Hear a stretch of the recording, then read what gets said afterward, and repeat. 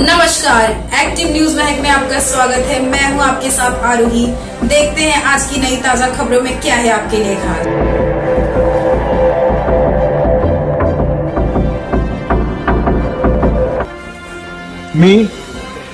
मी स्नेहा पंडित दुबे विधानसभेची सदस्य म्हणून निवडून आली असल्याने ईश्वर साक्ष शपथ घेते की कायद्याद्वारे स्थापित झाले आहे अशा भारतीय संविधानाबद्दल मी खरी श्रद्धा व निष्ठा बाळगेन, भारताची सार्वभौमता व एकात्मता उन्नत राखीन आणि आता जे कर्तव्य मी हाती घेणार आहे ते निष्ठापूर्वक पार पाडेन।